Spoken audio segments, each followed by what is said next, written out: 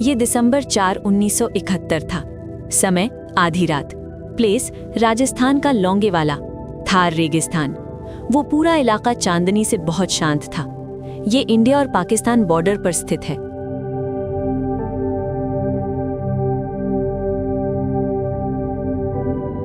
उस इलाके में 7 इंडियन सोल्जर्स बॉर्डर पर पेट्रोलिंग कर रहे थे।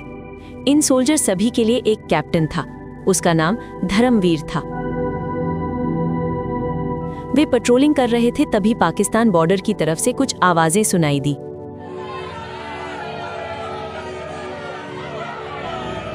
उन्होंने ध्यान से सुना तो उन्हें लगा कि वे मिलिट्री टैंकों की आवाजें हैं।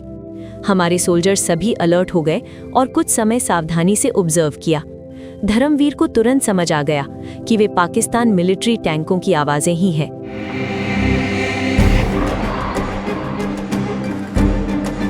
एक बहुत बड़ी भारी पाकिस्तान मिलिट्री सेना टैंकों के साथ उनकी तरफ आ रही है। धर्मवीर के पास एक पोर्टेबल रेडियो था। इस रेडियो के जरिए उसने ये न्यूज़ लौंगेवाला पोस्ट में मौजूद अपने कमांडर को, यानी मेजर कुलदीप सिंह चंदपुरी जी को इन्फॉर्म किया। वो शॉक हो गया। पाकिस्तान सेना कितनी बड़ी है कंफर्म करने के लिए मेजर कुलदीप सिंह ने मेजर आत्मा सिंह को ऑब्जर्वेशन प्लेन में भेजकर देखने को कहा। मेजर आत्मा सिंह बिना देर किए एयरक्राफ्ट में पाकिस्तान बॉर्डर चेक करने निकल गए। जैसे ही वे पाकिस्तान बॉर्डर के पास पहुंचे और देखा, वे शॉक हो गए।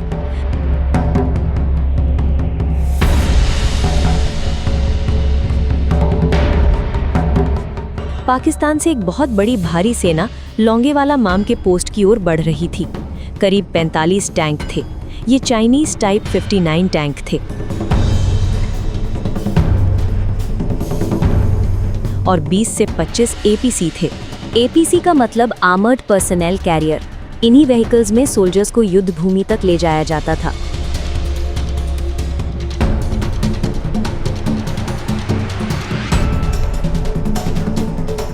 इसके अलावा 500 से 600 व्हीकल्स थे।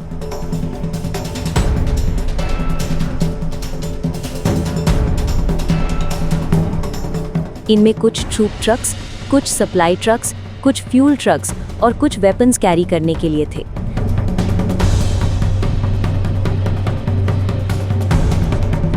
साथ ही कुछ अन्य व्हीकल्स और जीप्स भी थी। करीब 2000 से 3000 पाकिस्तान सोल्जर्स इनमें मौजूद थे।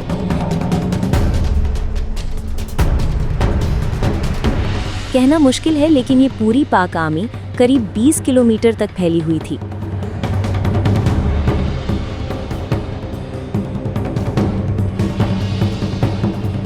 ये भारी पाक सेना हमारे भारत के लौंगेवाला पोस्ट की ओर बढ़ रही थी।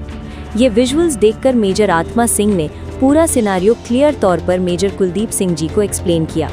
ये जानकर मेजर कुलदीप सोच में पड़ गए, क्योंकि उनके पास इस समय मौजूद इंडियन आर्मी कितनी थी जानते हैं? सिर्फ 120 सोल्जर्स। ऊपर से वो आधी रात थी। एयरफोर्स अटैक के लिए नहीं आ सकती थी। एयरफोर्स के पास नाइट विजन इक्विपमेंट नहीं था। पाक सेना भारी थी, ऊपर से वे 45 टैंकों के साथ आ रहे थे। इधर देखें तो हमारे पास केवल 120 सोल्जर्स थे। हमारे इंडियन सोल्जर्स के पास एक्स्ट्रा बटालियन नहीं था। एक भी टैंक नहीं था। आर्टिलरी नहीं थी।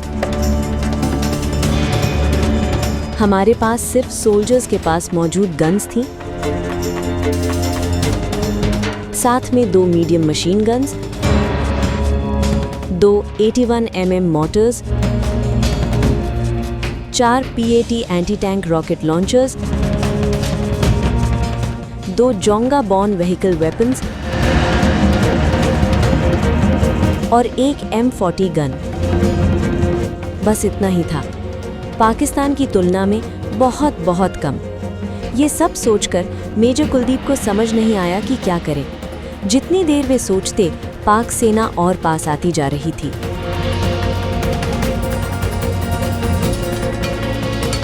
तुरंत मेजर कुलदीप सिंह ने बटालियन हेडक्वार्टर्स को फ़ोन किया।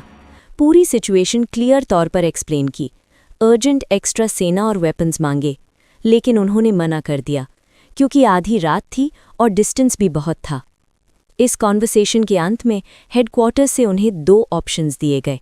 पहला, लोंगेवाला में ही रहकर मौजूद सेना और हथियारों के साथ लड़ना। साफ कहा गया कि सुबह होने तक कोई सपोर्ट नहीं आएगा। दूसरा ऑप्शन, पूरे सेना को लेकर लोंगेवाला छोड़कर रामगढ़ चले जाना। सिंपल शब्दों में 120 इंडियन सोल्जर्स के लिए 2000 पाकिस्तान सोल्जर्स का सामना करना मुश्किल है। इससे बेहतर है सेफली रिट्रीट कर जाना। ऐसा इनडायरेक्ट रूप से कहा गया।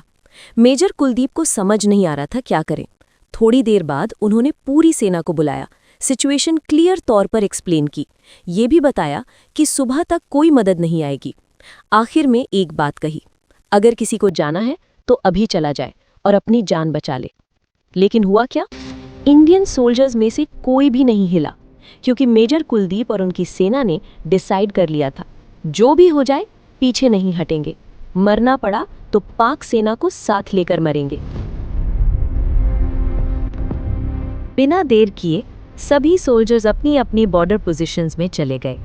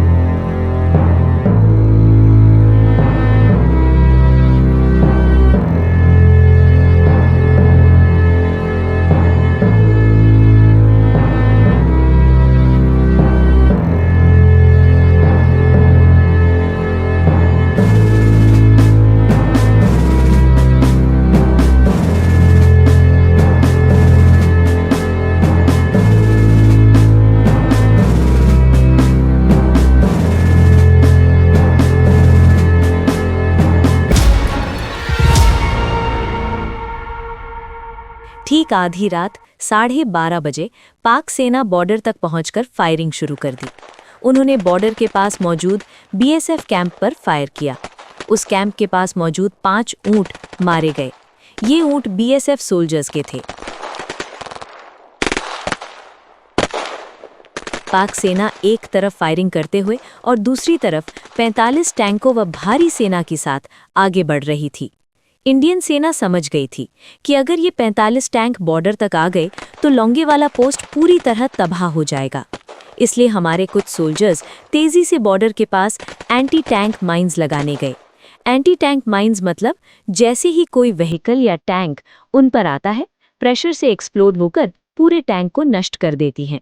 हमारे सोल्जर्स अर्जेंट तरीके से इन्हें लगाने गए। इन्हें लगाते समय बहुत सावधानी चाहिए, बहुत डेंजरस होता है। लेकिन दुर्भाग्य से एक इंडियन सोल्जर जब जल्दी जल्दी माइंस लगा रहा था तो एक माइन मिसफायर हो गई। वो वहीं शहीद हो गया। एंटी टैंक माइंस लगाने के बाद सभी सोल्जर्स वापस पोजीशंस में चले गए। पाक सेना 45 टैंकों के साथ लोंगेवाला की ओर बढ़ रही थी। हमारे इंडियन सोल्जर्स ने पोजीशंस में रहते हुए भी तुरंत फायर नहीं किया, क्योंकि हमारे पास सोल्जर्स कम थे, वेपन्स भी कम थे। इसलिए हमने उन्हें 15 से 30 मीटर्स तक आने दिया, वेट किया और एक साथ फायरिंग शुरू की। हर बुलेट को वेस्ट किए बिना सटीक निशाना लगाकर फायर किया।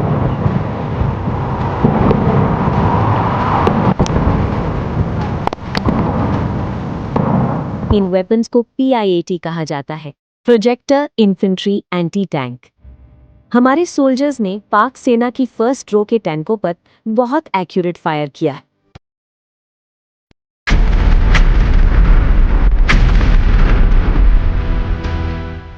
ये वेपन्स बहुत पावरफुल थे। ब्रिटिश ने वर्ल्ड वॉर 2 में इन्हें इस्तेमाल किया था और कुछ हमारे पास रह गए थे। उसी दिन वही काम आए। इसके अलावा हमारी सोल्जर्स ने एक सीक्रेट वेपन तैयार किया। उसका नाम था जोंगा। जोंगा इंडियन आर्मी की जीप थी। इस जीप पर 106 mm M40 recoilless rifle fix की गई थी। टैंकों पर फायर किया गया।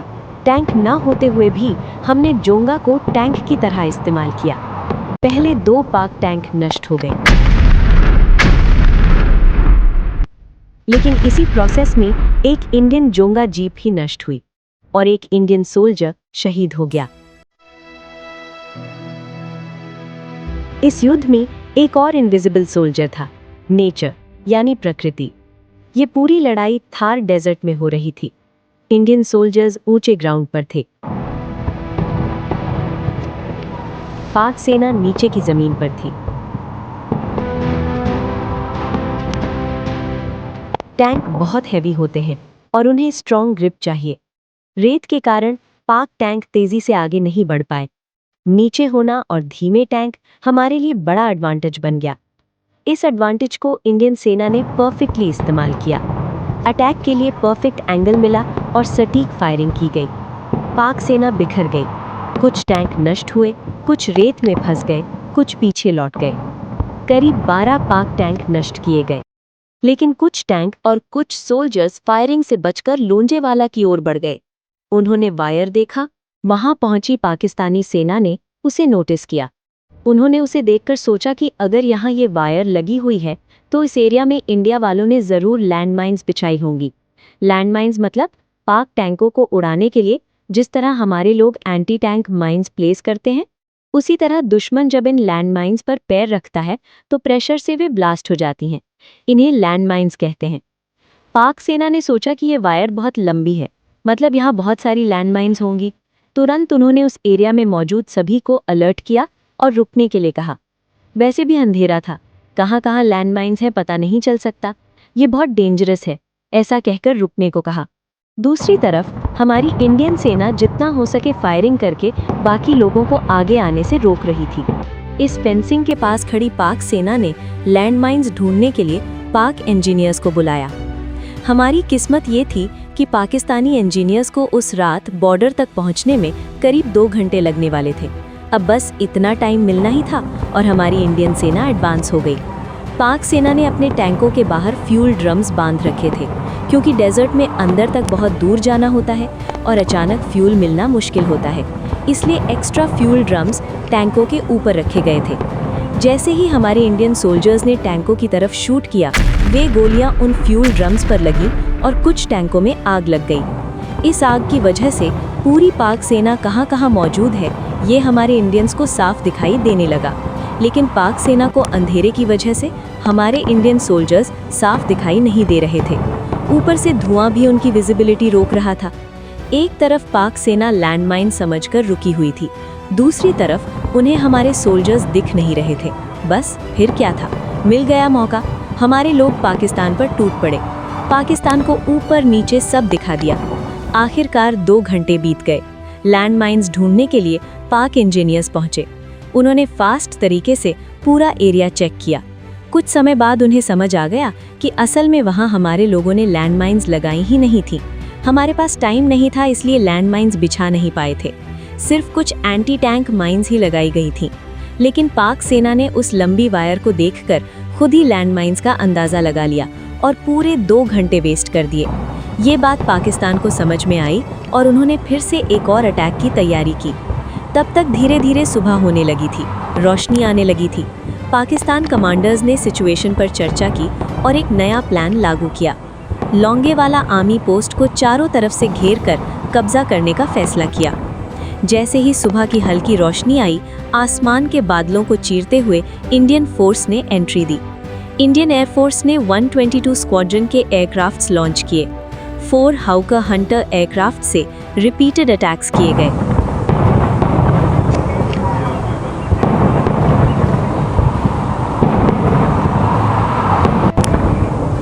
साथ ही HAL HF-24 फाइटर बॉम्बर्स भी लॉन्च किए गए। ये एयरक्राफ्ट्स बहुत पावरफुल थे। युद्ध भूमि में पहुंचते ही वे पाक सेना पर टूट पड़े।